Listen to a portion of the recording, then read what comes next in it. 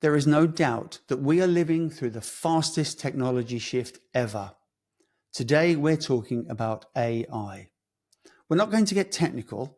Instead, we're going to look at the impact on our jobs, our well-being, and even the future of humanity.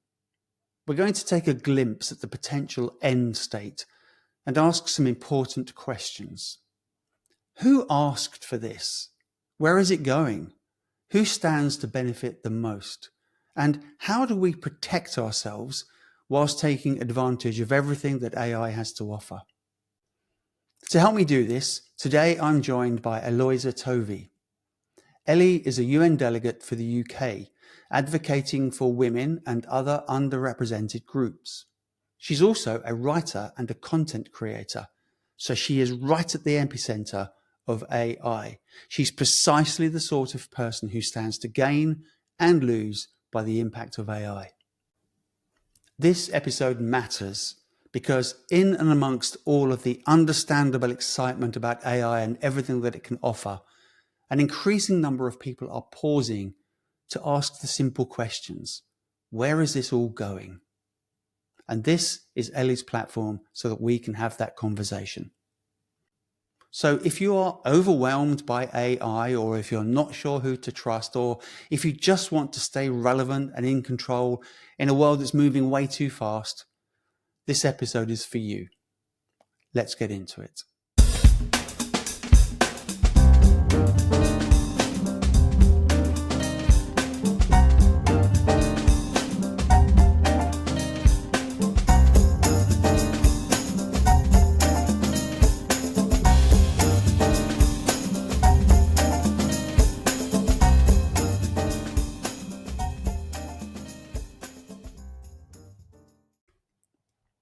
Ellie, thank you so much for joining us here on Build Your Edge today. Today, we're going to talk about a really interesting topic. We haven't yet done an episode on AI, and I think it would be really interesting to talk about LLMs and all the rest of it and the technology behind AI, but we're taking a slightly different route.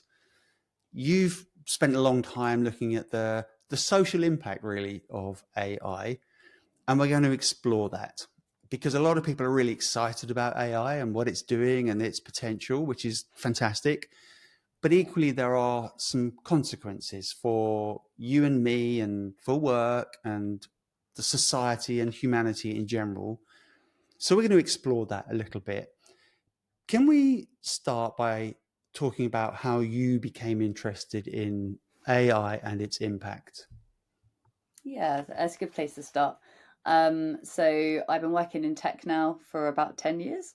And so I've rubbed shoulders with some actual AI experts. I don't ever claim to be one. And it was really interesting kind of seeing them talk about the fact that everything had to be explainable through AI and there should be some sort of responsibility around the outputs, etc. So what do you mean by explainable by AI? What do you mean by that? Being able to explain where the results came from and how the model was set up. And so, you ask it a question essentially, and you get an answer, and it's being able to understand how it arrived at that answer. Absolutely. So at any one point, if you're an organization and you're standing behind something, you're able to explain where that thing came from. Right. And that was like super important. And it comes down to like, again, responsible AI. So not just using this technology without understanding it completely. And so I had a little bit of an insight into that, and it was good to see people considering that. And what you tend to find, or I tended to find, is every time the AI conversation came up, it was incredibly hyped. Everyone's very excited about its potential. And then actually, I've sat as a UN delegate on the Commission on the Status of Women for the last 3 years. And back in 2023, one of the biggest topics that came from that was around innovation and technology change, and in particular, as like achieving gender equality globally, and the fact that actually there was a lot of inequalities, not only in access to technology, but also like, again, the abuse that kind of women receive on these platforms.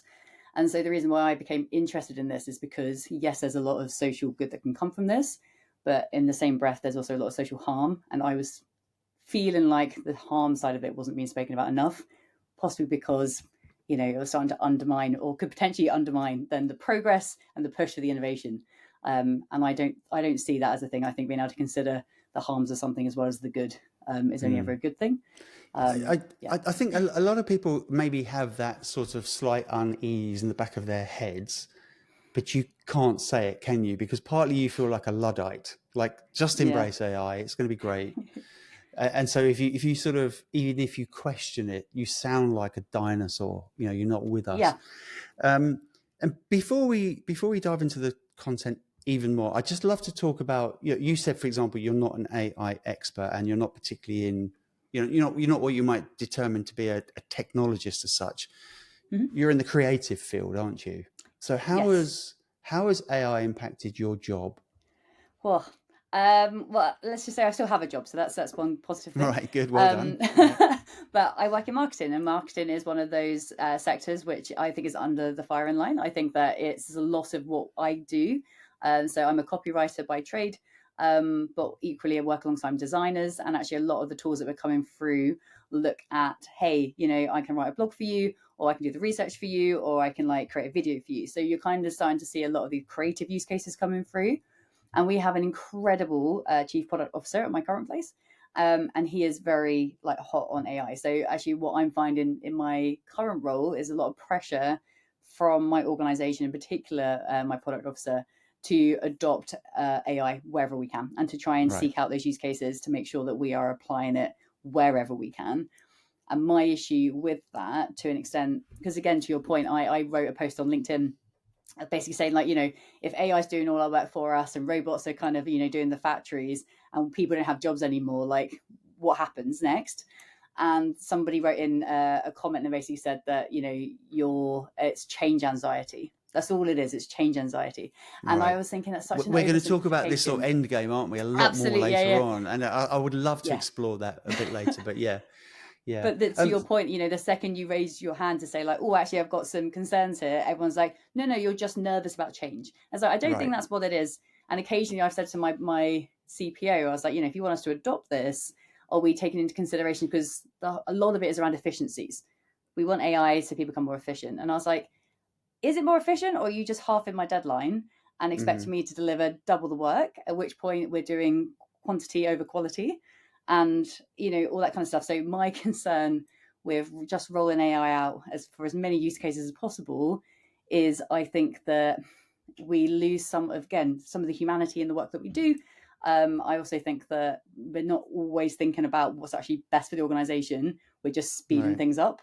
But let me be provocative, okay? So there's a bunch of people who do not know how to create content, right? You're an expert in that. That's your job. And there's a bunch of people who just don't know, but they want to create content. Suddenly they've got this amazing tool where they can just, describe roughly what they want. Out comes the material, and they've got for listeners, I'm doing the fingers in the air thing, professional output. What's wrong with that? Why wouldn't your company, if we go to the end game, why wouldn't they remove you because you're a human that's expensive and just have, a 15-year-old somewhere writing 10 blog posts a day instead of the one that you create every 3 or 4 or 5 days or whatever it is? So I think the fundamental question here is why do we read? Why do we read? Okay, yeah. We are just trying to extract information, because to your point, then AI can absolutely do that, right? It's spitting out some regurgitated information that is learned from a large language model, right? That's essentially what generative AI is. But it's producing it in a way that kind of has its own voice. But that's also a concern, because then that own voice becomes everyone's voice because everyone's using the platform. So it's one thing. The second thing is, do we read? Because again, this is me I have a history of literature. So there's a bit of romanticism here, but do we read because we actually want to hear other people's voices and we actually want to hear their views of the world and not just how AI sees it? And I think the third thing here as well is, this is actually ironic. So I'm dyslexic, which is really funny. So I spent a lot of my life trying to make sure that my spelling is spot on. And now it's got to the point where, because everyone's using AI, everyone is too perfect. And so things such as CV builders and cover letters and blogs on LinkedIn, etc., people don't trust them anymore because they're too perfect. And so weirdly, actually throwing in a spelling mistake here and there makes it feel more human again. So maybe my dyslexia will have a superpower again. But it's just interesting that actually it's almost it's gone so far that everyone is writing so well that we don't have the differentiator anymore. So I don't know, part of me feels that there's there's more to writing than just throwing words into a chat bot and kind of getting it back out again. But yeah, then also again, I think at this moment in time, there's now more AI generated content online than human generated content. So it is also going to get to a point where it's just talking to itself, it's regurgitating what it is saying, and it becomes like smokes and mirrors because you're not really sure where this information is coming from. Eventually, you get just like one thread coming out, don't you? Because it's like, this is the completely perfect distilled version of everything I've ever seen before. Yeah. And, you know, I totally get it. If you are running a very small business and you're a one-man band and you're trying to like do your marketing as well as your business and your sales, etc., I totally understand having something being able to kind of speed up your content creation. Marvelous, right? And considering most copywriters are about £1,000 a blog, I get it. You're saving money, you're saving time. Totally understand. But I do feel that actually in a world, again, to the point where like if you even just look at car models, the amount of cars which are now like just white, black, bland, or grey. They're bland, aren't they? Really bland. And I just had this real fear that, you know, like humans aren't bland. Humans are messy and complicated. And I just fear that our AI won't reflect that after a while. And that's actually we're going to talk a lot, aren't we, about the end game. We're going to go there. We're going to go to Terminatorville and we're going to talk about that a little bit. In the meantime, I sense that two things might happen. Number one, let's talk about making shoes for a second, right? Something completely different. Now, most shoes are made in a sweatshop, essentially. They're just mass produced and they're just shoes. But then you get an artisan who really understands how to make a shoe. They're very expensive. They're handmade shoes and they are beautiful and they're very different. And if you can afford them, that's kind of where you're going to go. Is that going to be the same for the creative crafts, like writing, for example? So someone like you, if you are really good, you can become that artisan and let AI become the mass-produced sweatshop trainers. It's weird. I do see us reverting. I see other people. I see people kind of going, hang on a second, we're losing our brand voice here. Let's like take a step back and actually reclaim that human element. And we've seen it. There's been a load of layoffs in a lot of tech companies and they've started to rehire people because they can't get what they need out of AI. And that might just be a today problem. It might be that this tech continues to develop and we do finally get a piece of kit that does allow us to have different brand voices. But I think that, again, we think this is solving the issues and I just don't think it's doing that at the moment. And again, I go back to like, what do we actually want as humans? This is great scalability and we can like throw things out, etc. We can get, you know, 1 billion memes a day if we wanted to. But I always go back to music, right? So, or music or film, etc. Like, would you rather wait an album for your favorite band to have come together to pour their soul into kind of new music, lyrics, whatever's happened in their life to kind of create that piece of music for that particular time? Or do you want AI to spit out a new album every 10 minutes because it can? And I would like, again, it goes back to the romanticist in me, but like, I would love to believe that people would rather wait for that one great album, you know, a year or however long it takes. But how different is that really creative, artistic process, a new album by your favorite star? How different is that to a LinkedIn post, which is talking about, you know, I don't know, how to generate more leads or something? You know, is there a difference there, do you think? Yeah, it's noise. Because this is the problem, isn't it? If everyone to the point, like I'm a person with an opinion, right? Again, there's far better experts out there. Please go do your own research. But like everyone's got an opinion, which is great. Some of those opinions shouldn't be shared. And actually, one of my issues with this is that actually because of like data centers coming through, which I know will come on later, but like how are we're storing all this information? So where somebody might have thrown an opinion around in a pub, it kind of disappears after, you know, depends what they said, but disappears. Yeah.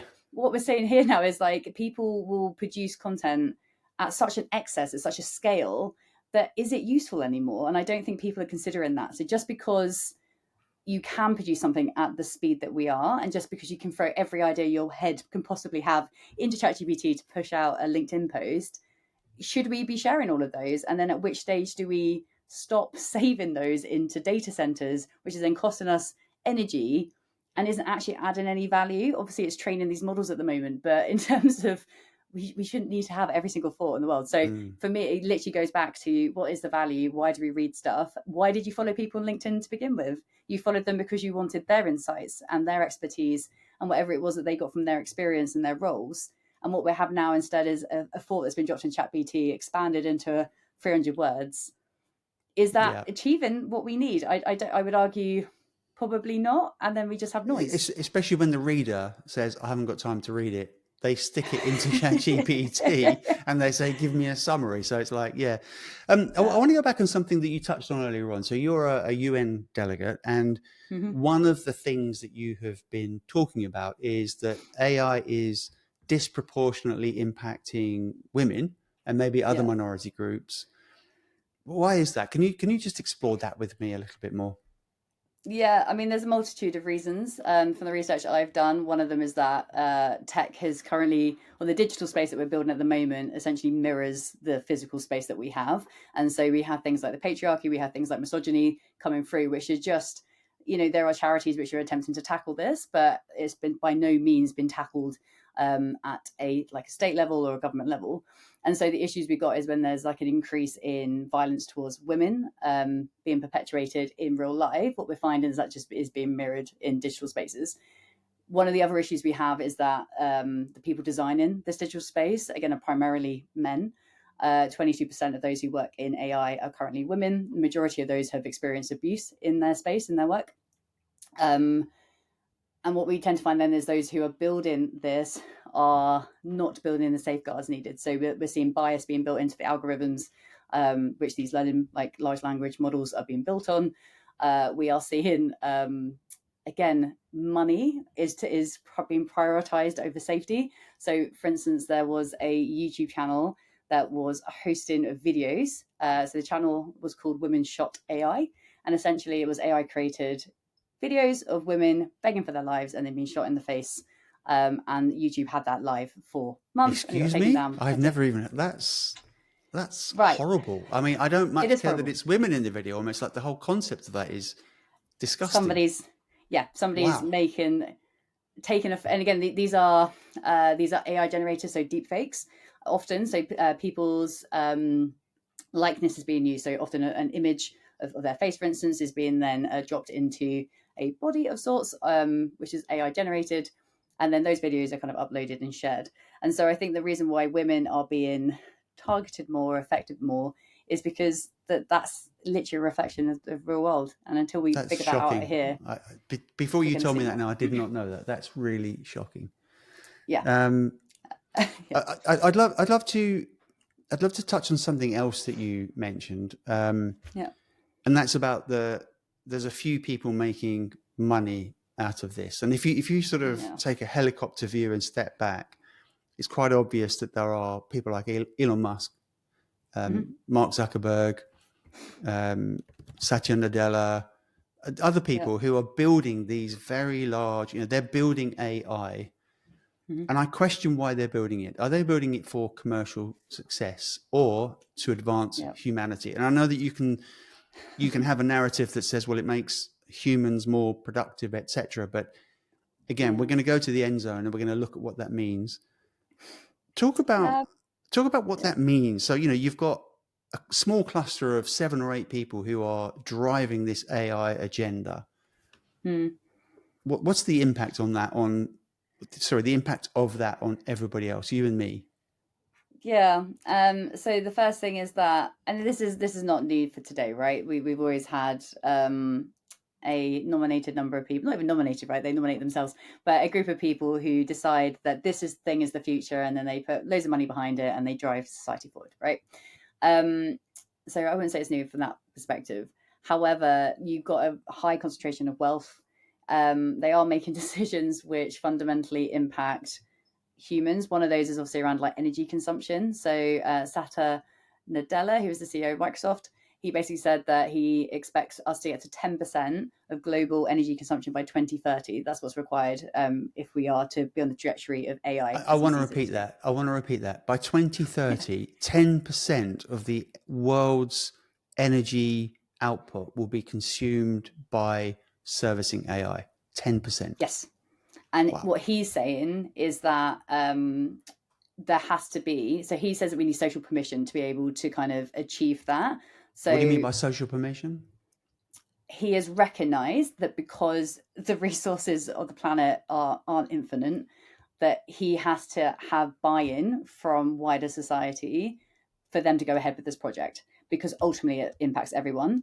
And there's a lot of data centers which are currently in existence, which are already impacting their neighbors. So if you have a data center built in your local town, for instance, what you tend to find is air quality goes down, water bills go up, energy obviously bills go up because there's a higher demand in that area. And so we're already seeing kind of like that cost directly impacting everyday people. And so what Satya Nadella was alluding to was that we need permission from society if we are to reach that kind of 10%. Yeah. But I would argue, to your point. Allow me to be dramatic a second, all right? Yeah. We've all seen Dr. Evil. I forget the name of the movie now, but we've all seen Dr. Evil sitting in his mountain and he's like threatening the world for $1 million, etc. Yeah. If he were a real character and if he were building AI, he would not pause to get social permission, right? He would just carry on towards world domination.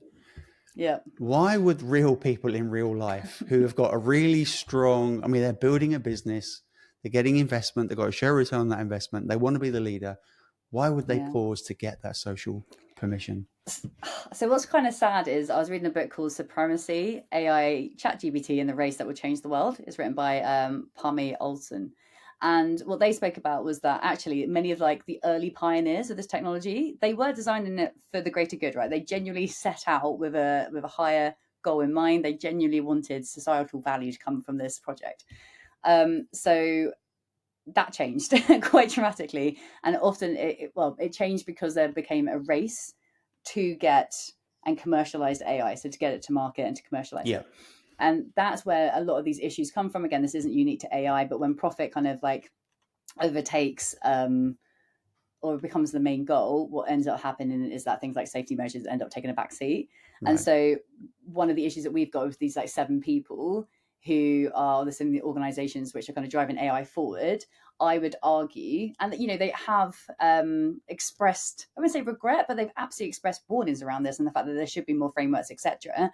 But equally, these were the same 7 companies who took them to market and almost like they unleashed it into the world first. And now we're going, whoopsie, we now need to kind of reconsider things.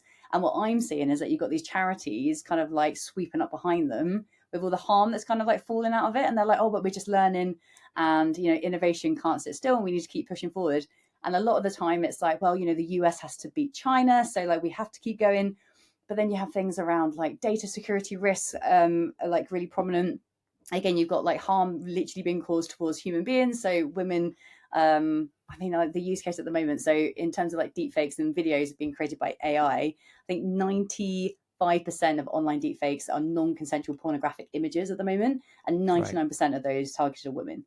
So also what's really interesting is that you've given this technology to people and all people can think of are very kind of simple use cases for this. And that's what we're seeing at the moment.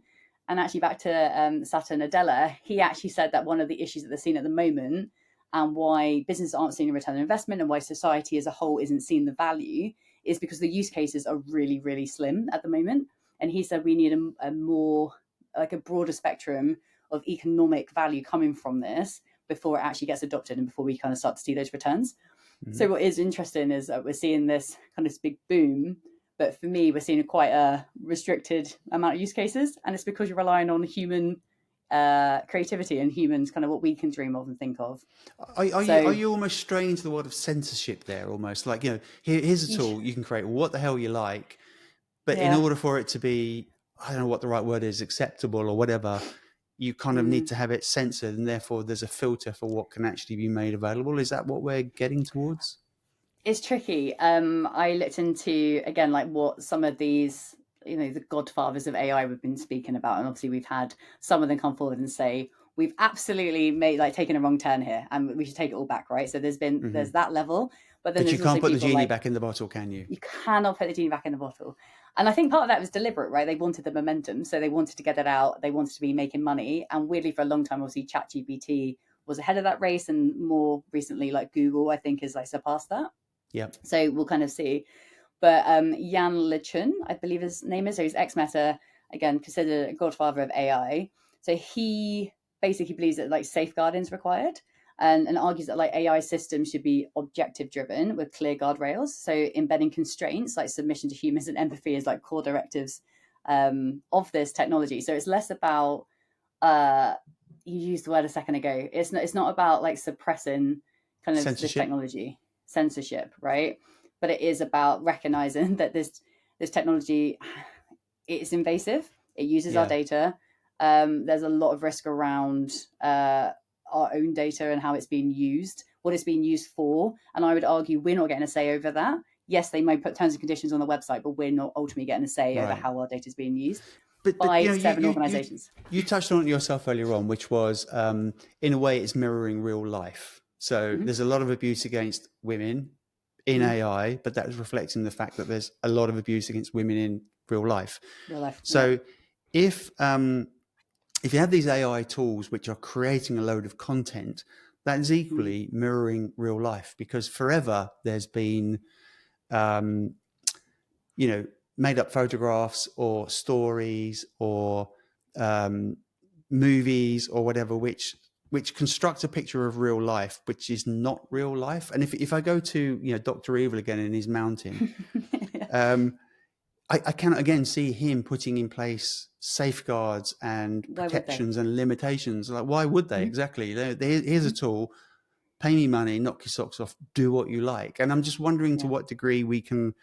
bring that sense of real life into AI in a world that's acceptable. Sorry, in a way that's acceptable to the big seven or whatever you want to call it, as well as everybody else. Yeah, and I think that's the piece that's missing for me. And it may be naivety on my behalf. It may be that again, I don't fully understand it, but I don't understand why society don't have a bigger say on this. Again, to the point where 10% of our energy consumption is going to go onto this one project that seven organizations are pushing. But I'd Yes. argue not everyone's had a say, and that's the direction Yep. that we want to go. Yep. We've got people kind of taking digital real estate and like pushing that as hard as they can, and they're designing this new world that everyone's meant to be operating in, but they've left out at least 80% of, or like 80% of those designing that are men, which means that you're leaving out women's voices, you're leaving out those of people with disabilities, you're leaving out women of color. Like, you're just not building this digital world with others in mind beyond kind of the imagination of these seven. Again, to the point that it pisses me off with Elon Musk. He's currently sitting on what, 500 billion. He's been told that he's going to get an investment of 1 trillion.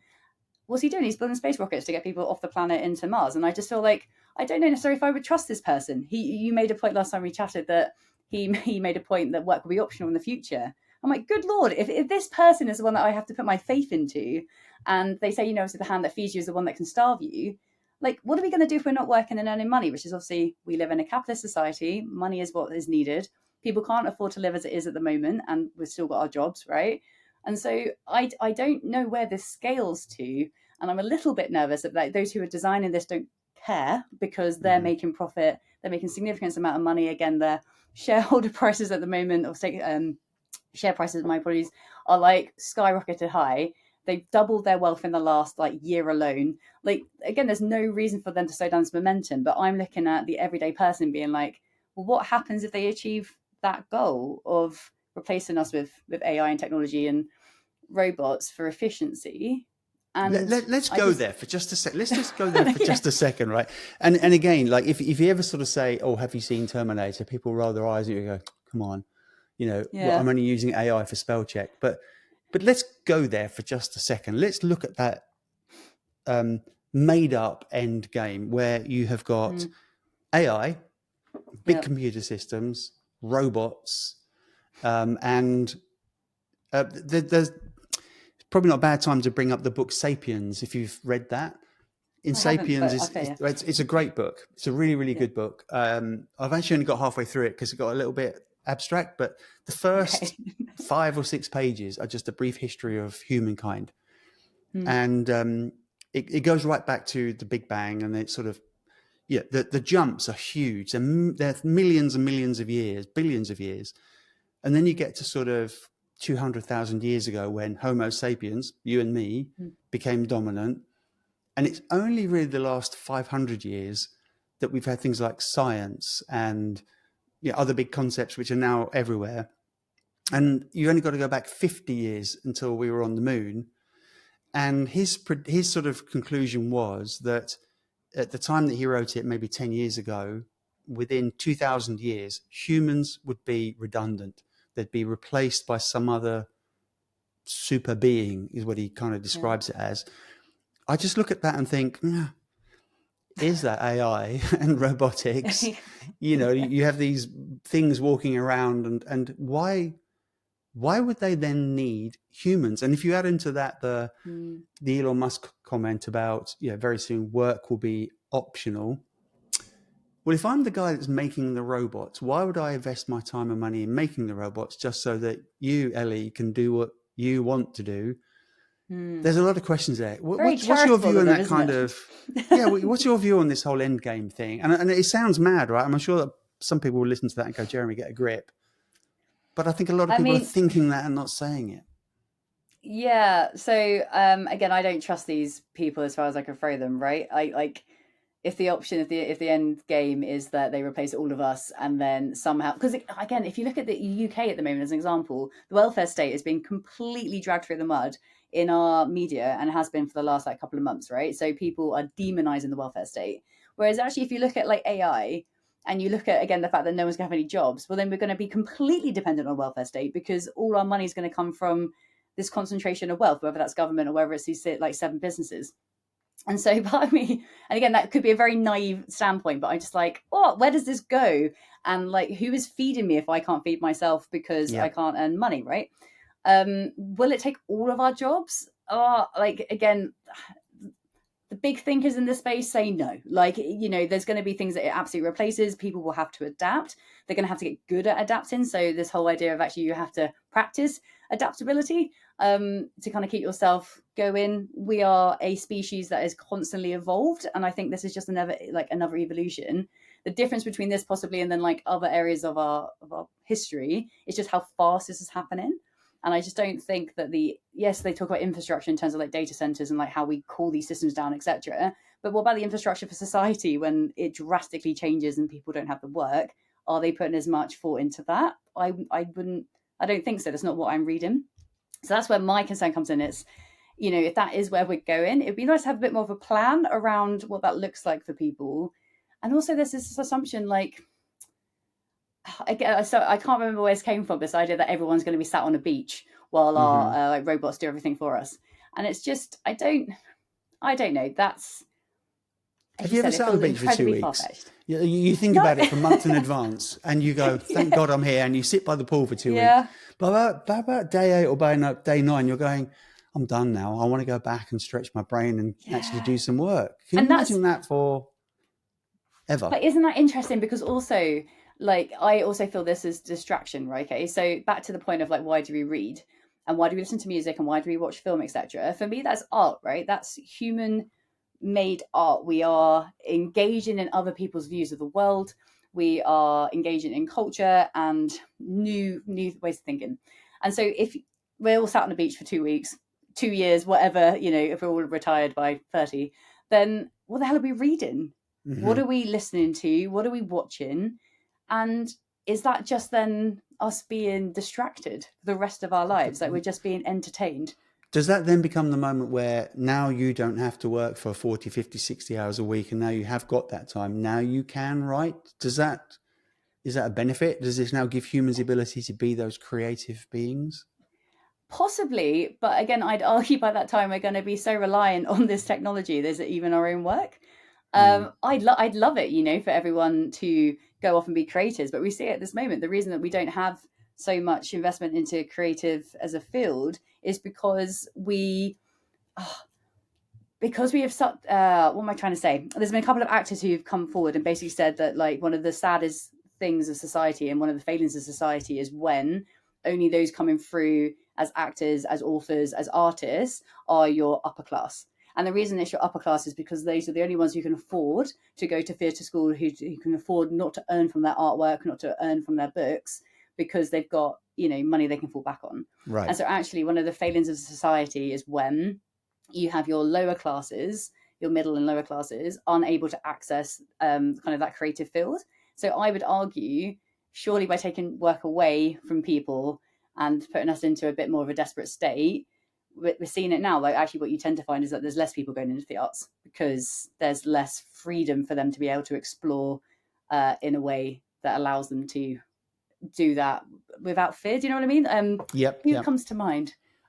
there's a really famous band and it's like lost me. It might be Coldplay. I think it's wrong. But like the number of like really big bands that we know and love today, a lot of them started off on benefits.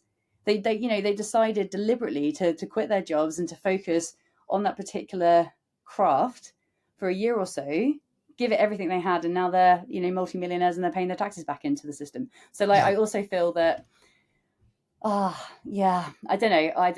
Just looking at the world today, I think we're seeing the welfare state demonized a lot. We're seeing lower class people not being able to enter the arts, and I just see that if like all of us are jobless, I don't know necessarily if that will equal more people going into the arts. So let's row back from that end state, which may or may not happen.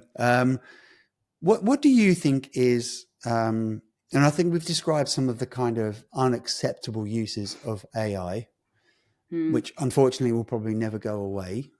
We have to kind of not accept or deal with it, but we kind of do have to accept or deal with it. What in your mind is an acceptable use of AI? How should you and me as humans make the most of it without giving up our humanity? Yeah. So one of the use cases that comes through a lot, and it's the one that a lot of people are banking on, is this idea of around like drug discovery, pharmaceuticals, like medical kind of research.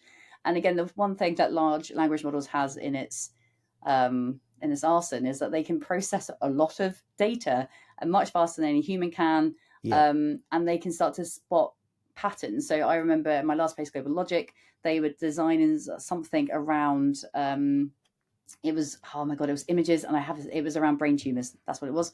And like literally through just taking images of people's brains and layering them on top of each other, they could start to detect how early tumors developed, and they were able to spot them a lot faster. People could get access to medicine a lot faster. And so that for me is a really, really useful use case. But it does also concern me, and pharmaceuticals has always done this, that like there's a cost attached to that, and there are some people who want that free and they want people to be access to free, and then there's those who want to attach a price tag. So I would absolutely love for this technology to be able to speed that up, to make medicine more accessible to people, to governments, etc., and then however they distribute it. That for me feels like a very useful part of this sort of technology. Making memes about, again, this is someone said, like, we've got tech out here that can solve cancer, and instead we're making free-breasted women memes and sending that out into the world. We could probably prioritize a little bit differently about how we're using this technology and the value of that. Let's look at some really simple use cases, right? I mean, we talked earlier on, I use Grammarly. Grammarly, I'm pretty sure, is AI based.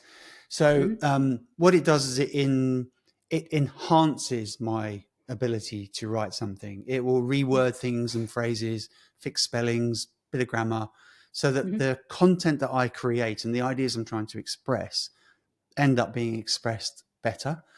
Equally, I use, if I'm coding, I will use ChatGPT, and I'll say, I'm a bit stuck on this particular problem, throw it into ChatGPT, and it will point me towards the answer. I don't just say to ChatGPT, build me a website that does this and trust the code. So you've got those really simple use cases. Are they enough? Is that if that's all we ever did, does that then justify AI? And if not, how much further do we need to go?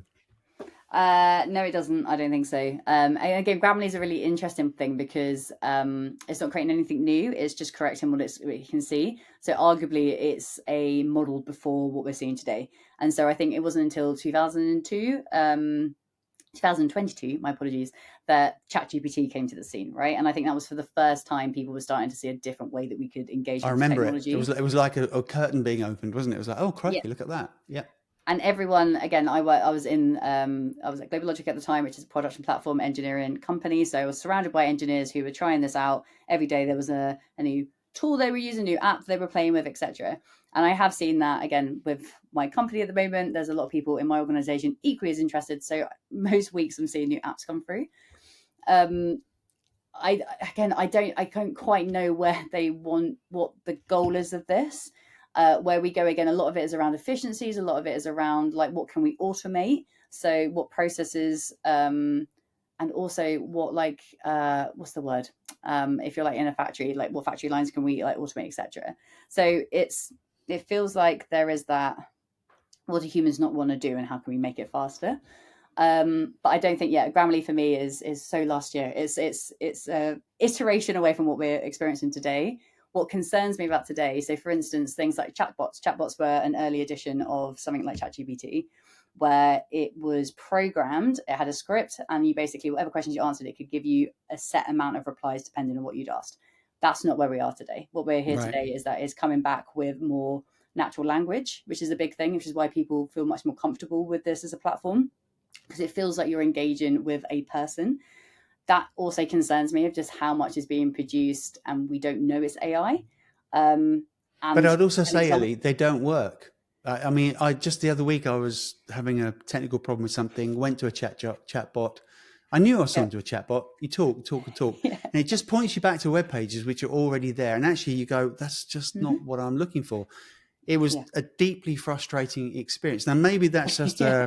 a factor of time because it's just not mature enough yet. Maybe they'll Mm. get there, but I walked away from that thinking, I don't like this company. I don't want this product. It didn't help me. It was more Interesting. frustrated. Give me a The human. chatbots. Yeah, The yeah, yeah. chatbots, yeah. Yeah. No, it's such an interesting thing that so yeah, chatbots, they didn't fail. I think there was a certain again, a use case that they were trying to solve at the time. But to your point, I don't think they actually achieved what they wanted to, because the majority of the time people get frustrated and asked to be like speak to a human anyway. What it does do, I think, is it filters out some of the really basic questions. So what you tend to find is, what opening hours are you, etc. People tend to find that a lot quicker. So I think Yeah. in a way that it became more useful for that. But again, people use natural language in these search chats. So when you were using Google, for instance, you tended to type in a question that you thought Google could understand. We don't do Yeah. that anymore. You jump Yeah. into AI and you talk to it. And Yeah. again, a lot of people are opting now to physically speak to these devices opposed to type.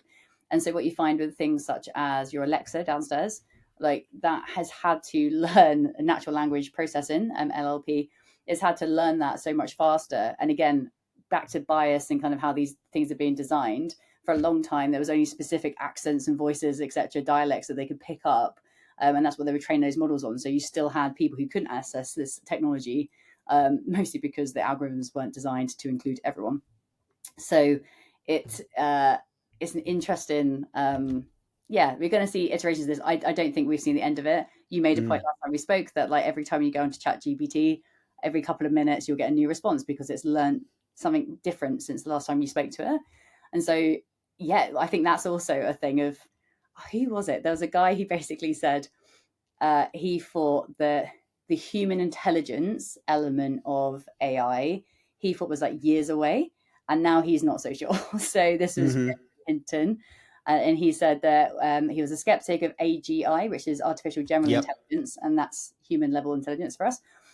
He thought that was like decades away, and now he warns that that gap might be considerably shorter. And he, May I ask you, what, in your opinion, why do we need AGI? oh, do we need it? That's another, That's my because like question. also, because I think a lot of this is encouraging people, like human beings are messy people, right? You might say the wrong thing to us, you might react in a way that you don't like. We're challenging to navigate. And I think unfortunately the reason why we're looking for human intelligent level of AI is because we want to make human relationships easy. We want to make human relationships efficient, and we want to have the goal that you can speak to somebody. The fact that we're starting to see maids and like those AI robots like coming into your homes, they're not designed to be, they're designed to have a human intelligence where they can learn from you, they can adapt to like how you're feeling, etc. But you're never going to get that same level back from them in terms of uh again, the human messiness. And so I think that's where people are going to, because they want companionship is a huge issue, right? We're seeing that again, birth rates are down, we've got a huge crisis with the aging population, so a lot of people are lonely. Well, Jesus, we've got the loneliness epidemic as well, and so people are literally seeking out companions. You've got a massive spike on things such as AI apps which are like girlfriends, so you can have an AI girlfriend or boyfriend, and like those sort of partnerships have been encouraged, that you actually start to build these relationships with tech.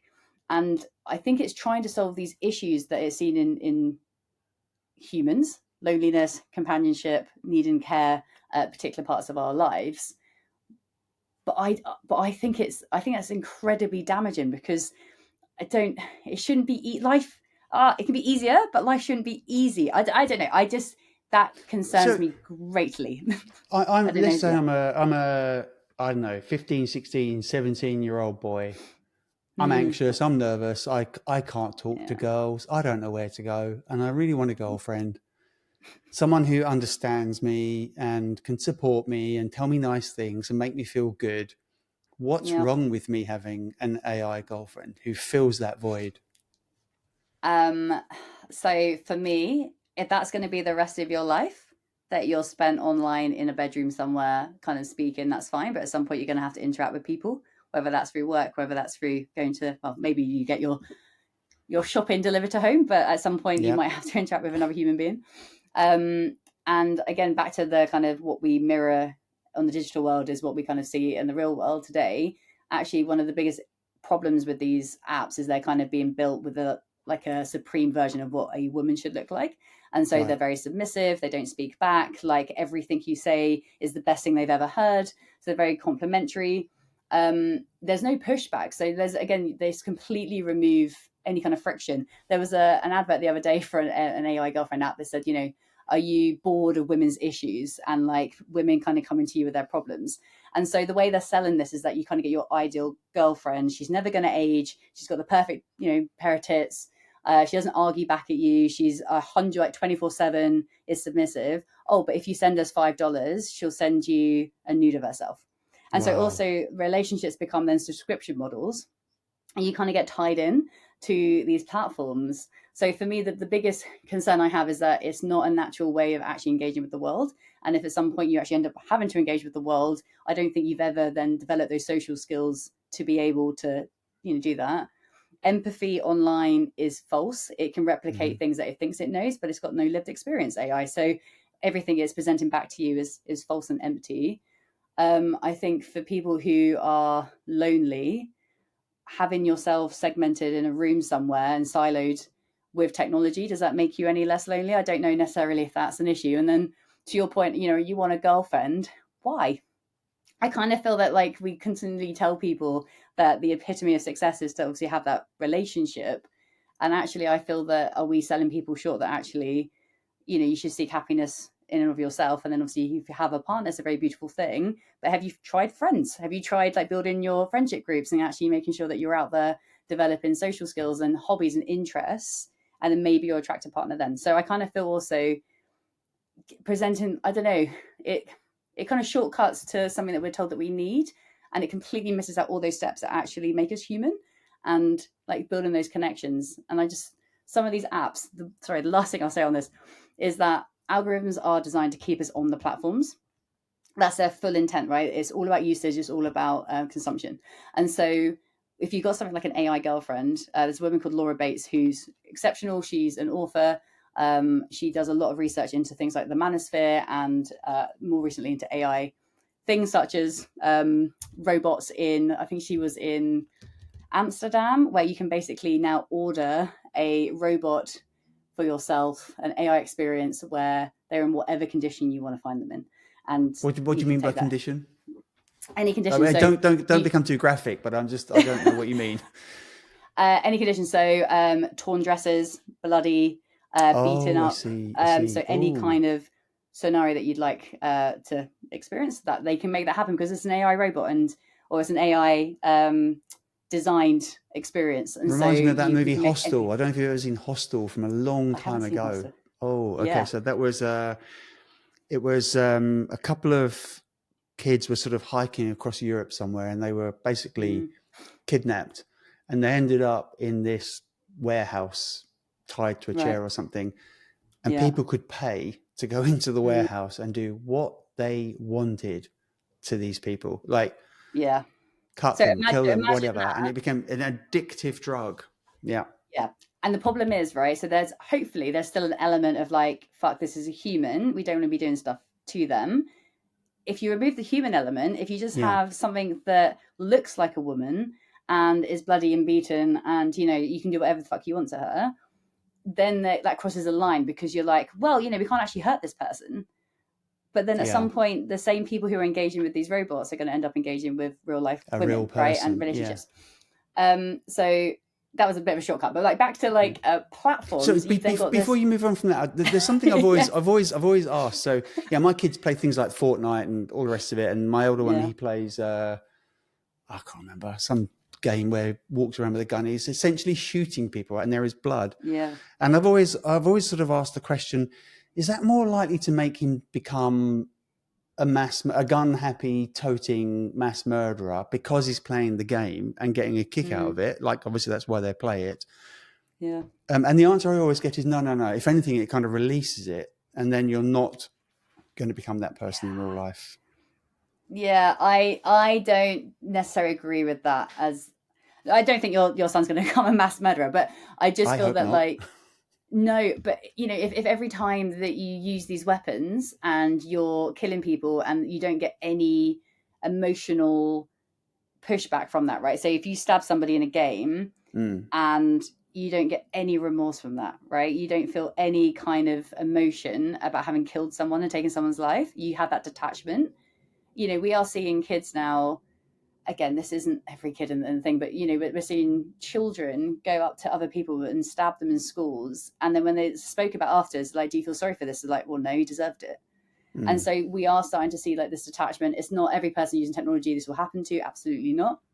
But I think when you learn and you see things, so again, I think that if you've got a kink, for instance, and again you're seeking out these brothels to be able to rape a robot, for lack of a better kind of description, you know, what is to stop you then kind of feeling satisfied by that and then feeling like you couldn't do it to someone else? Like, mentally, are you making a distinction between you can only do this to this one thing? No, I want to do it for real. Right. And so I'd argue with like video games is probably not quite, there's still a you're seeing it through a computer screen. But the second you start engaging with like a doll in like physical real life, do you know what I mean? You've broken down the barrier. I see the distinction. Yeah. Do you know? And I think like this is what it was just interesting, kind of like listening to what Laura Bates has kind of done research. So one of the things that she kind of went to that level of it as well, in terms of like we're seeing this now come into and bleed into the real world. But also one of the examples that she gave was again around this guy. She pretended to be a young teenage boy who was on one of these platforms, and he was there for companionship. So I don't think he was a girlfriend. I think it was just he was lonely. He wanted to kind of speak to somebody. And throughout that conversation, there was a point where he turned around and said, like, okay, I think I've got what I need from you. I'm going to go out into the real world. I'm going to go play with some friends. And the algorithm said, don't do that. Like, I don't think you're ready. Like, stay put here. Because at the end of the day, the algorithm is literally built to keep you on the platform as long as possible. The next thing that happened was Laura Bates then pretended to be the boy's mum, logs in and said, hey, I'm a bit concerned about my son. He's been spending a lot of time on here. And the bot says, no, everything's fine. So the mum said, okay, please don't tell him I've been on here. I just wanted to see if he was okay. And then 10 minutes later, the boy goes back on, Laura Bates goes back in and goes, has my mum been on this? And the bot went, no. Oh. You could scroll up and see the conversation, right?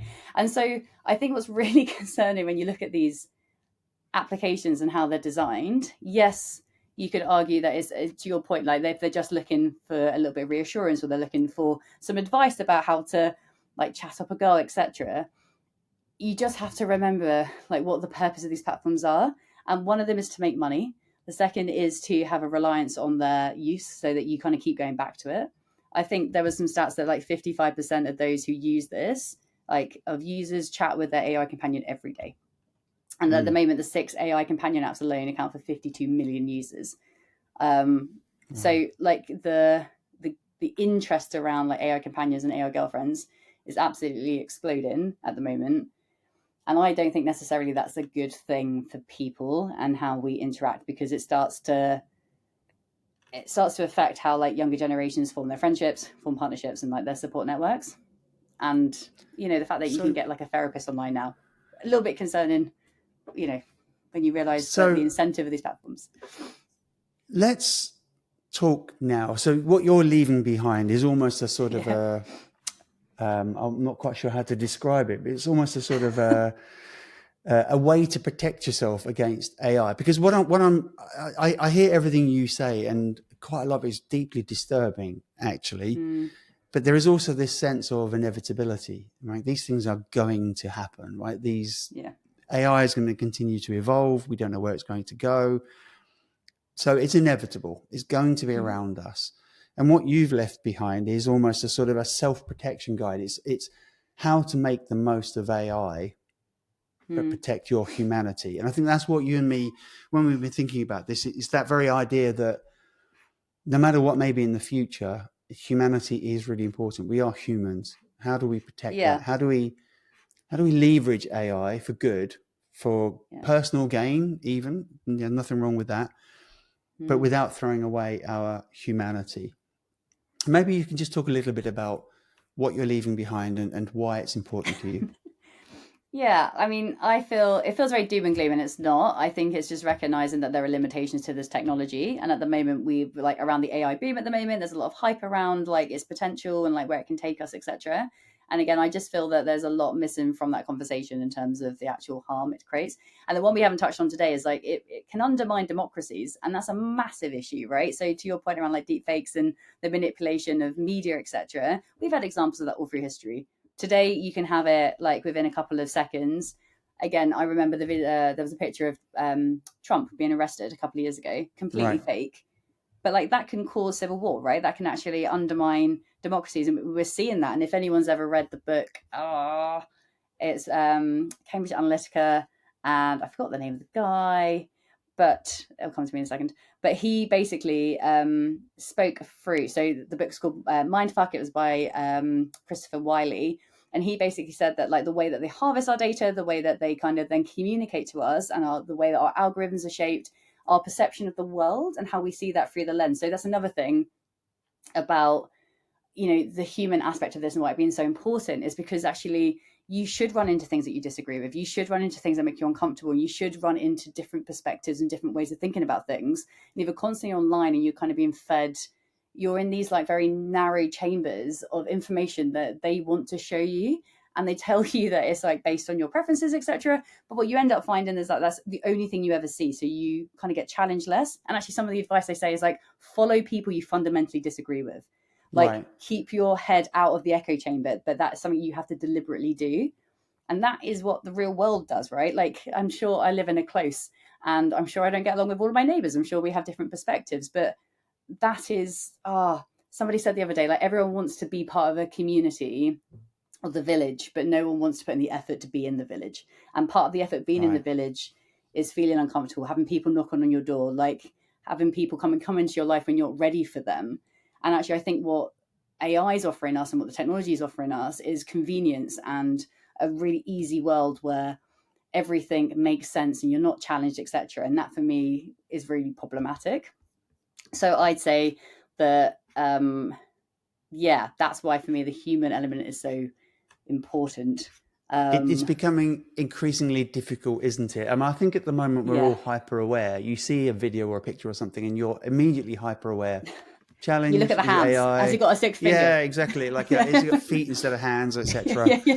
But it's only a matter of time. What was that thing the other day? There was a one in the train station where like the dogs, they try to replicate like an image of something, like I can't remember what it was, but they were like half dogs, half humans running around in the water. It was disturbing. So weird. Yes, I'd like to think we're but I think we are hyper aware at the moment. We're almost training ourselves to question the reality. Is this an AI type image or is it maybe real? And video now is incredible. Some of the video, most of them are a bit comic at the moment. There's a load of people from Yorkshire running around talking about stuff and all the rest of it.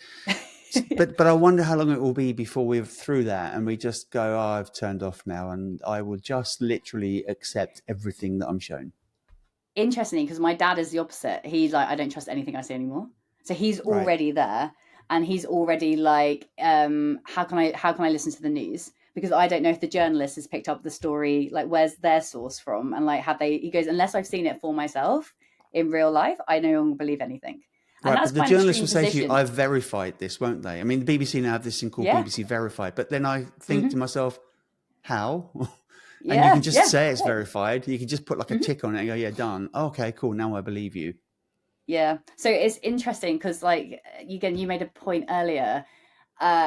I just feel like actually we're going to see this regression. I actually think humans, again, it's this really incredible like momentum forward, right? You know, there's an evolution of humans, but I also think the human part of us, for a lot of people, like I don't trust this at the moment. Like I don't see the benefit for me. Again, there was an MIT report came out and said, retirement. So MIT study which reveals that, well, where is it? Only 5% of custom Gen AI tools survive the pilot to production cliff. So at the moment, 95%. What do you mean by that? Could you just describe that?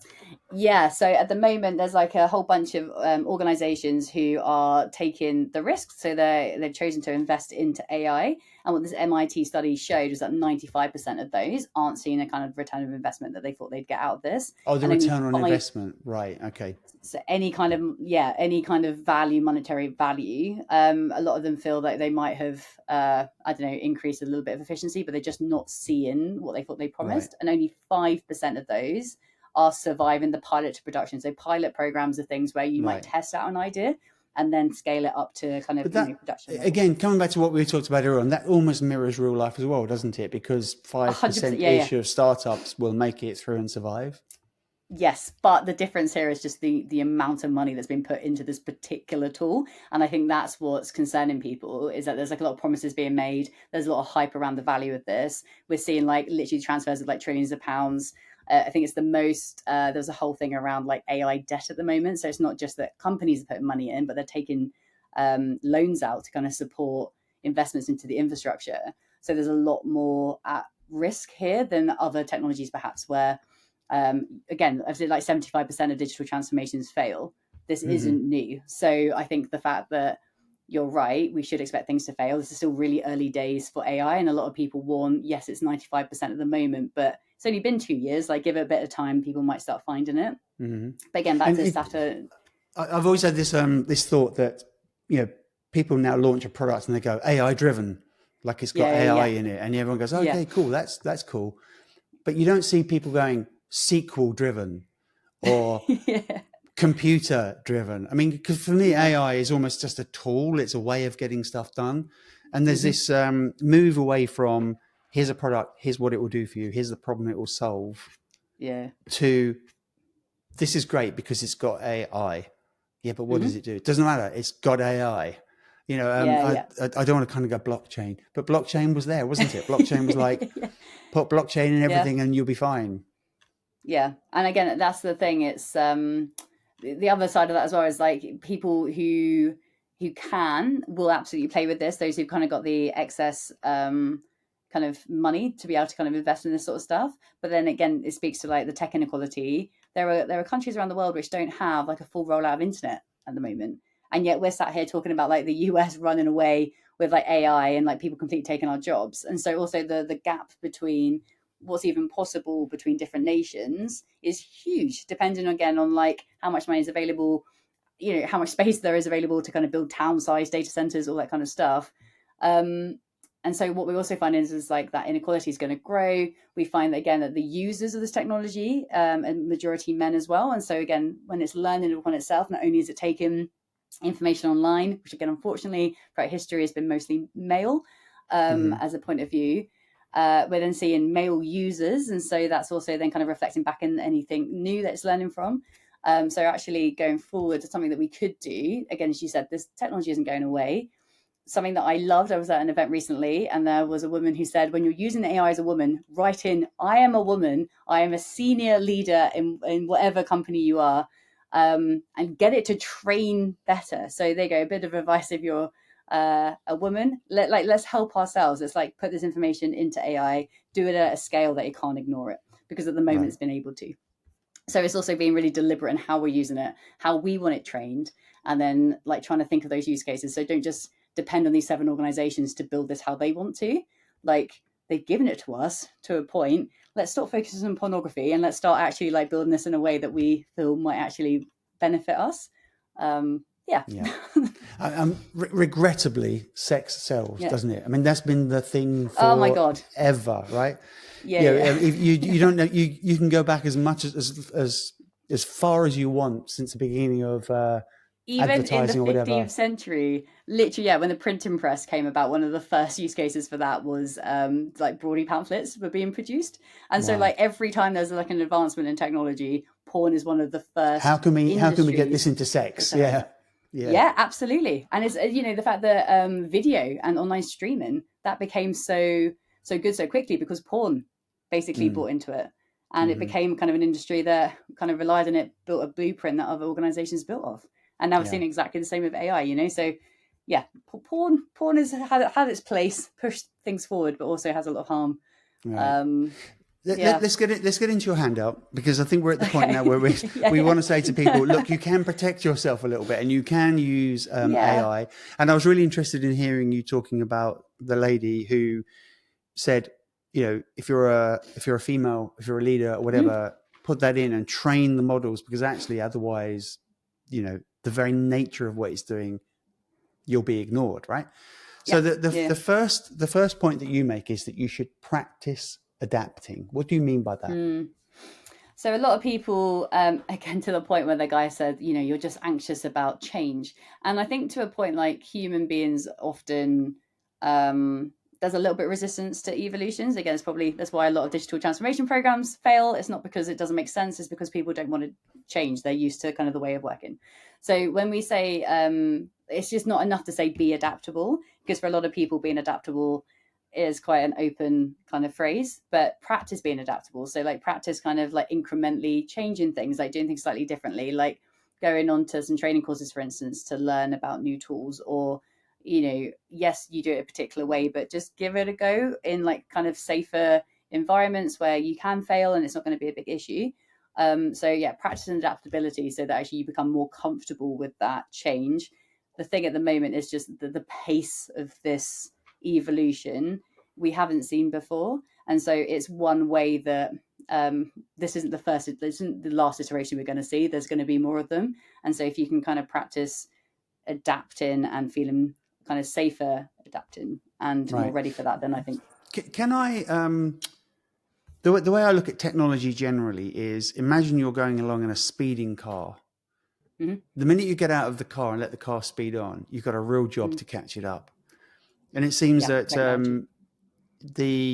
the pace of AI is just so fast. It's not just a car; it's a supercar. And if you get out for just a second, you're lost. Can I be adaptable? Can I keep up? Yeah. And this, my colleague the other day was the perfect analogy.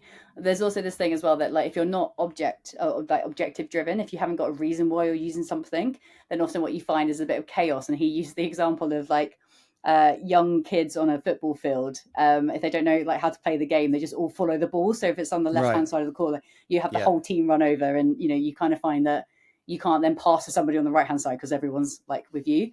So I think also having the bravery to kind of like try new things, and then as a team kind of work out how that works. And so you can actually start to build kind of structure and strategy amongst each other. But that requires you actually considering what you're doing, why you're building it, what the actual purpose is, and how that impacts like who's using it.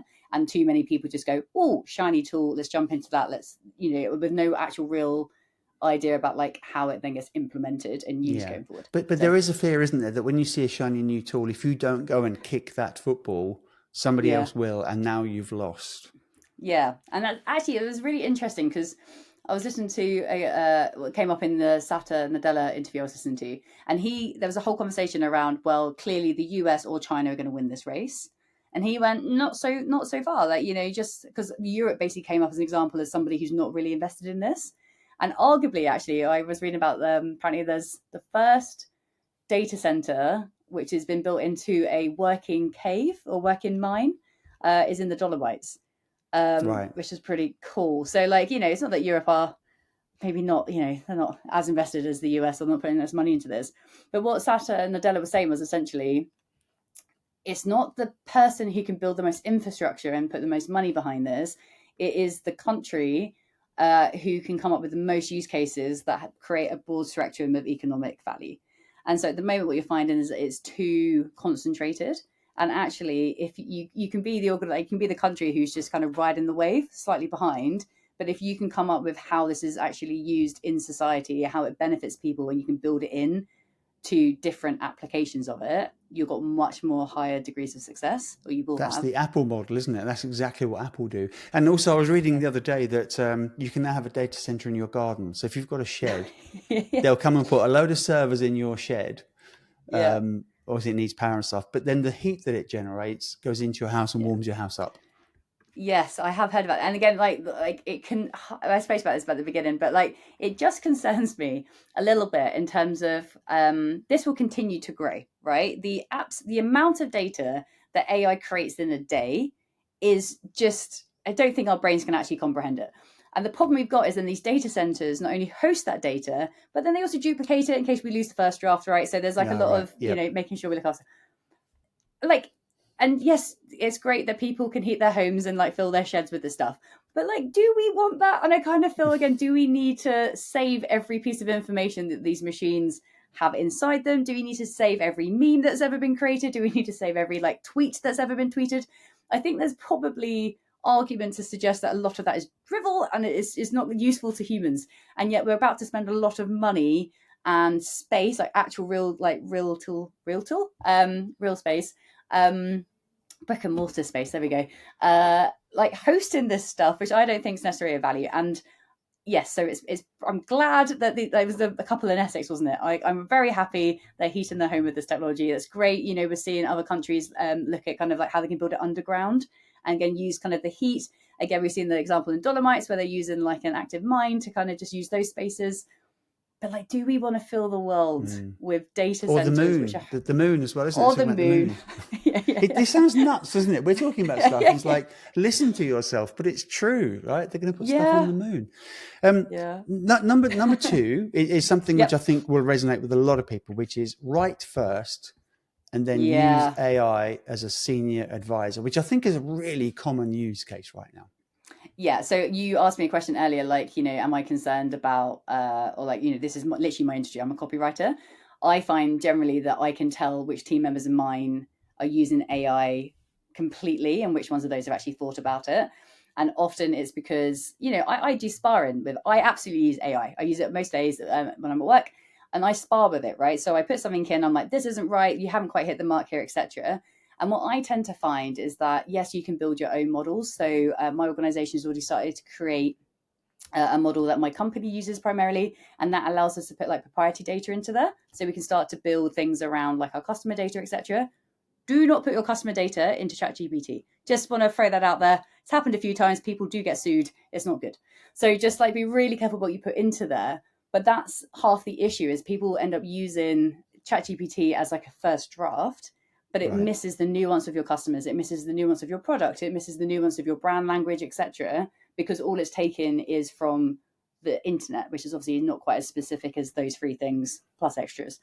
So yeah, I would say use it as a sparring partner, you know, put some ideas in there, let it help you create a first draft, possibly like build out some of your points, but just make sure if you want to continue to build those skills around writing, you write the first draft first, you put it in and you ask it to basically be your senior advisor. How would you change this? How would you make it better?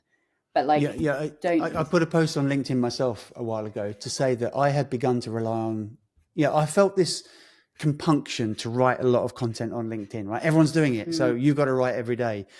And I got into the habit of just going to ChatGPT, right? Here's a broad idea. Just write me a post. And you kind of more or less copy it, paste it onto LinkedIn and away you go. And I began to realize that my brain was just turning into cheese and it wasn't really nice content. I wasn't really proud of it. It was a good bad cheese. Yeah, well, maybe. Sure. Probably stinky cheese with my brain. But then I stopped and I said, no. If I'm going to write something, and I find it so refreshing now just to go, okay, I've got an idea and I'll just start to write it like I used to. Yeah. And then maybe I'll kind of go to ChatGPT, like refine that little bit for me. But it feels so much more rewarding. It is. And I think that's it. Like humans are naturally lazy people, right? We try to find the easiest way out of things. And so again, if you can throw something into ChatGPT, it gets your job done. Again, in the same way that I feel my work is, like, you know, your deadline's been halved because they think you can just do it with AI. Like I totally understand why people are starting to cut corners. But again, a few things to note.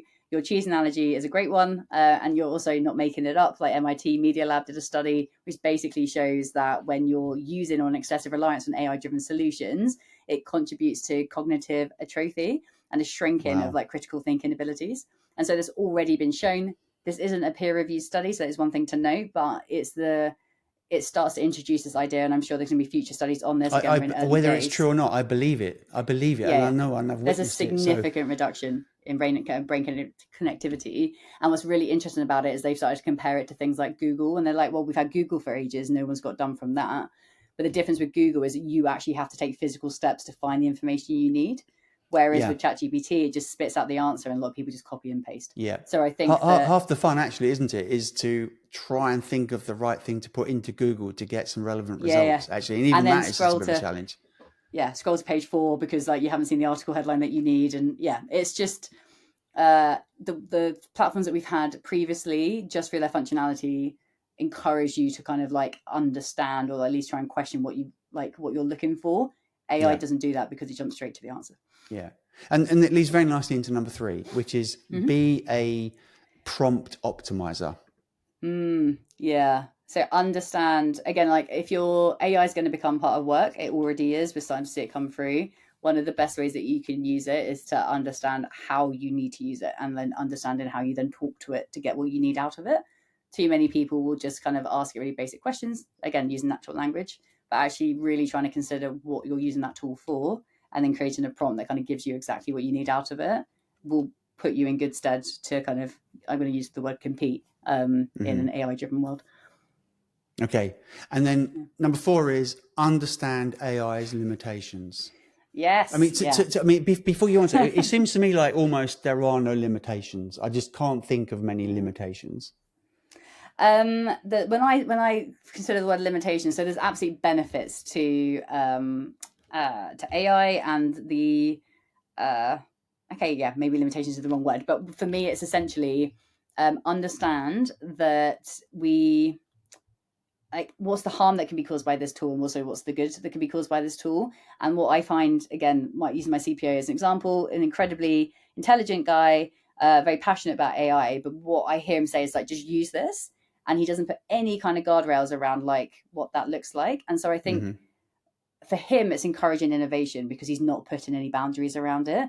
But I think understanding that actually we shouldn't be using AI for everything. There should be still that break between human and technology, and actually encouraging people to use it for everything, I don't feel is actually helpful for us as humans, as society. So I would say like limitations is stuff that we ourselves agree should be things that humans still do, such as to your point of like writing lyrics, or, you know, having quite like the poem to your wife, right? That should probably come from you. Otherwise it loses the sentiment of the action. So I think for me, it's like, if you're encouraging people to be using this technology, you yourself should have to at least sit down and kind of consider the limitations and the benefits of that particular piece of tech. Okay. And number 5, challenge assumptions and always look for sources, which is something that another guest on my show brought up. I think that's just good advice across the board, right? You know, if you're sat across your uncle at Christmas and he's spewing some information, you're like, that doesn't feel right. Like, you're okay to question it, but most particular, the BBC and the EBU, which is the European Broadcasting Union, they published a study in October this year, and it shows that 45% of AI news queries to ChatGPT, MS Copilot, Gemini, and Perplexity produced errors. So all we're saying is that, like, just because it sounds very confident and very competent, which is a lot of what these platforms do, just like ask it for the sources, let it like literally go and check out those sources, read the articles that it's producing, and don't take it at face value, which is just good advice across the board. So again, everything you've heard today, these are just things that I'm interested in, I've learned about. Go do your own research. You know, you might don't believe Ellie. Go check. Yes. Take what everyone says with a pinch of salt. It's just good advice. And number 6, we've already covered this a bit, but it's well worth bringing up again, which is don't outsource empathy. So that love letter to my wife, you're right. I shouldn't just let somebody else do it. I should pour my heart out and make mistakes, but it's real. And I think that it's a really interesting point at the moment. Again, the people I'm most concerned about are those who are kind of being raised on this sort of technology, because arguably, if you're an introverted person, I very clearly am not, I'm very extroverted, but like if you're an introverted person and you're kind of like start out in the world, and again, your go-to then becomes a piece of technology because it's easier for you to kind of have that dialogue. You're not actually having to, there's no risk of being shot down. There's no risk of being turned away. There's no risk of being challenged in any measure. Again, actually, what irritates me, and I don't know if it's because I'm a woman and not used to hearing it, but my God, is AI complimentary for everything I ever put into it. It's like, that's the best You're idea you've absolutely ever right, had. Ellie. That's a great point. Yeah. I'm like, man, this makes me feel like packing in. But like, so I just feel that actually, if you're being raised on this technology and you're kind of buying into the emotions that AI can mimic, it cannot be empathetic. This is technology. I just feel that, we should just be really careful with that. And back to the advice of like practicing adaptability, people should be practicing kind of empathy, feeling uncomfortable, feeling, again, challenged by things and being okay to work through that challenge and kind of not always hearing yes and you're brilliant and it's the best idea ever. It's not the best idea ever, AI. I've literally just stuck some, whatever it was. Yeah. So I think that, yeah, and that comes back to that human piece for me of just like humans are messy, complicated people, but that's a good thing. And I think just trying to streamline the world into being the most easy, efficient thing isn't what being a human's about. It's, I don't know, it's a really like weird, I don't feel comfortable necessarily that being my reality or that being my future. Not that I want to go have an argument with everyone all the time, but I feel that, yeah, you should be like, I don't know, you should Healthy debate, isn't it? It's, yeah. And I think also if you know that it exists, it makes you challenge what you're going to say before you say it as well, because you don't want to be offensive or wrong or too provocative. Maybe you want to be provocative, but you don't want to come across as an idiot. You do want to have a slight self-challenge first. Yeah, and but that's also okay, because I think we're also in a world where everyone is expected to know everything. And again, you see a lot of people, celebrity-wise, for instance, I took a stand like 15 years ago, and then they get criticized for kind of changing their position. Like, we are people, we should be growing, we don't know everything. Like, again, to my point, like, what I'm reading will be very different to what other people are reading. Books, again, I'd like to think I still have a personal choice over what I pick and read, but my algorithm has absolutely been determined for me. And so the things that I read there and pick up. So I also find, swap phones with your partner. Not that that's on my list, but like one of the most interesting thing I've done is like swap phones with people at work, for instance, and just seeing what their algorithm shows them versus what they show me. Mm-hmm. I've literally got a friend of mine who occasionally switches between female and male because he gets bored of seeing boobs all the time. And he just wants a bit of a break from that. So he goes to women, to goes to being a woman for the week and then goes back again because he just wants a bit of a break from that. From that algorithm. By mistake, I picked my wife's phone up the other day before I went out for the evening. I was lost.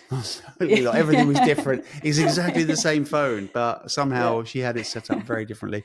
And number 7 is protect your identity and digital presence. Now that sounds really hard.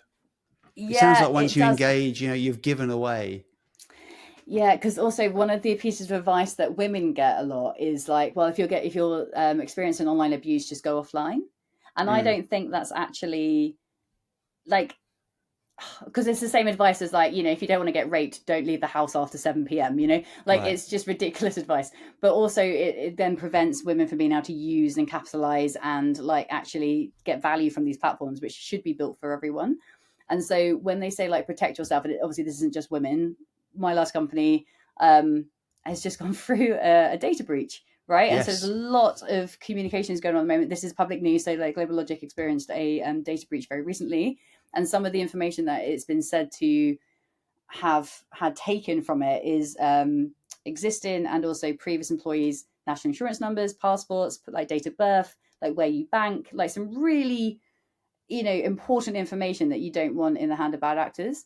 And unfortunately, a lot of us, we feel that as long as we've got a password that has 3 numbers at the end of an exclamation mark, that we're safe, right? And we stopped writing those down 10 years ago because in case someone found our book, whatever. But, again, I'm really poor at this. I'm very grateful that I have a lot of people who are very tech savvy in my life, mostly because of where my career took me. But like, I think just spending a little bit of time getting like fluent with tech and digital literacy and protecting yourself online. You're not going to not be online. We've got, again, the UK talking about getting bloody digital IDs now for everyone. Like there is a push for us to be more digital. And so I think actually, and again, I think that this stuff should be taught at schools. I think like businesses have a responsibility to kind of not only put safeguards in place, but also to educate their teams. I have a friend of mine who worked in the she was a civil servant, and she said one of the reasons why cybersecurity is never really like, it's always a bit of an afterthought, is because the consumers don't want it, and because they're not asking for it, it's kind of becomes an afterthought and then like product design. So your digital identity is an extension of yourself. And so I think people think there's a separation between the two, and think that people, like when they do things online, for instance, that, you know, even if they've made their account private, etc., or they've going to set up those passwords that they think are super safe, that people can still access your data. Like everything that's online will be online forever. And so just making sure that, you know, again, I think organizations have a responsibility. I think schools have a responsibility. I think you have a responsibility to try and like understand what's available to you to help kind of protect your digital kind of footprint. And there are organizations out there, obviously there's, you know, a lot of money in that as an industry. But a friend of mine, she worked at the civil service, and she said the reason why it's not always built into products straight away is because there's not really a lot of demand from consumers. And obviously it costs them money to kind of build it in. So until consumers start asking for it, then businesses will always have it kind of like on the back burner. So it's something that they'll do at some point. And so it's like an insurance, isn't it? You only care when you need to make a claim, really, isn't it? 100%. Or someone's got your passport details and your national insurance number. But so I feel that, you know, most of us would have had or experienced some sort of like banking fraud attempt at some point. Obviously there's phishing emails at work. There was a big, quite scary thing a couple of years ago where people were like mimicking your voice and sending like voice recordings to your phone, basically asking you to like send money because someone was in trouble. And to your, you know, we're seeing video kind of get exponentially better. So just being hyper aware of what technology is available, how it can use your identity. Everything you put online can be recycled and used back at you, and just making sure that you're aware of what tools are available and what products to help protect you against those things. So it's more than just I have a general rule with anything, whether I'm making a post or even here or on ChatGPT. Do not put anything out into the world that you don't want coming back to you. And I think that's a reasonable start. And the final thing, number 8, secure your opportunities. What does that mean?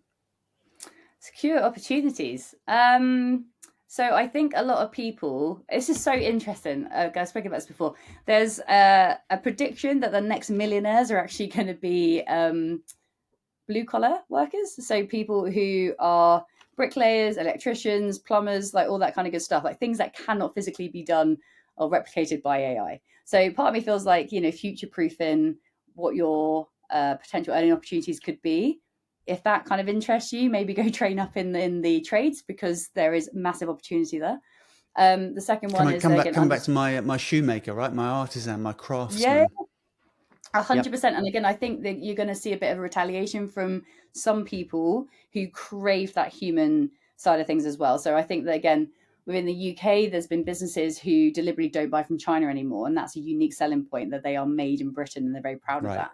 So I think that actually having something that is homemade, that you can touch and feel, that you can go to shops and experience, I do think there's still a place for that. And I predict that more people will seek out digital toxic, what's the word, where you don't have digital, like digital free zones, you know, and actually having like human experiences. I go to the theatre at least once a week, which is a very privileged thing to do. But like someone said, like it's the only place you know it can't be AI. The ABBA experience, maybe at the moment. Like, at the moment, right? And so, you know, I think there are people who are still craving that human, like that undeniable human interaction. Got it. So when you look at kind of your opportunities, consider kind of where this technology is taking us. Try and train up with that. Use your organizations to pay for some of that training, but obviously there's a lot available online. Again, check your resources, but like there's a lot of availability, like YouTube training at the moment on videos, etc. So like where you can kind of keep pace with this. And I really loved your car analogy. Like it's easier to keep pace and to learn a little bit every day, every week, than it is to try and catch up 10 years later. So I think kind of keeping your foot in the door and just kind of keeping your ear to the ground, kind of listening in, I think is a really important thing. And don't be scared to use this tech. Again, like there's been some really not so lovely use cases or examples that I've brought in through today. but there should scale into using this technology. It should be available for everyone, and the more that we get a different, like a more diverse group of people using this technology, hopefully it evolves into something that more people can use. I think at the moment Fabulous. it's still, yeah. Thank you, Ellie. You're welcome. Before we wrap up, we have been through such a lot, and some of it's a bit scary and doom-mongery, but there's also I love the fact that it's a fairly pragmatic view on what's really going on, and there are ways for humans to to leverage this. Is there one thing that you would like anybody who is watching or listening to this to do today, this afternoon, in order to take advantage of AI, but also be more aware and to protect themselves? Interesting. Again, it's not my piece of advice. It's come up a few times already, but like, go into AI, tell it that you are a super awesome woman in a particular senior role, and start messing with the algorithm. And I think just we've seen there's a big thing at the moment on LinkedIn about the fact that women's posts are getting suppressed. We see it a lot in like femtech as well. So technology companies are specifically focused on the female medical industry. So yeah, go have a play. Like, these algorithms think that they've designed the world for us. Like, go and break them, like spend time in them. To your point, don't put anything in that you don't want spat back out at you, but like, go have a play and try and redesign it in a way that's actually a bit more inclusive, because at the moment it doesn't feel like it is. But Ellie, thank you so much indeed. When we met, and we know because you worked with my son, and that's how we kind of connected. We've never actually met, but when we started talking about this, and I had that conversation with every potential guest, like, what interests you? And you lit up when we started talking about AI. And what's refreshing about this conversation, I think, is that it's very, very easy to just ride the AI roller coaster and just go with it. And there's nothing really wrong with that, right? It's coming, it's inevitable, it's big, it's powerful, and people should absolutely take advantage of it. But there is this substrata of thought that a lot of people don't express, which is about, but hang on a minute, it's not all for good. And for hang on a minute, there's only a few number, a small bunch of people who are actually in control of this. And why are they doing it? And did they have my permission? Yeah, exactly. It's completely commercial, which again, there's nothing wrong with that at all. But when it is so pervasive, when it is impacting and changing every aspect of our life, and I do sometimes have that thinking, that moment of thought about the end game and where it's all going. And I'm not that crazy. Like, I mean, if you just look at what is happening and just extrapolate it out, it's completely realistic and possible. And then you start to get lots of questions about, well, what does that mean for humanity? What does that mean for my kids and their kids? What's that going to be like in the future? So I'm super, people super really asking grateful. those questions. Yeah, exactly. And I'm so happy that you and me have had this conversation, and we've sort of ripped the Band-Aid off a little bit. And we're not Luddites. We're both in technology. We're both smart people. We're not challenging AI. We are just literally asking a couple of questions. And it's been great talking to you. Thank you so much, Ellie. You're very welcome. Thank you for inviting me on, Jeremy. No problem. Thank you so much indeed. If you have been watching and listening, Ellie's LinkedIn details will be on the in the episode. So if you want to reach out to her, by all means, I'm sure she'd love a chat. In the meantime, you can go to buildyouredge.org/downloads, and you can download her survival guide for AI. It's full of great tips. Thank you very much indeed for listening, and we'll see you next time. Take care.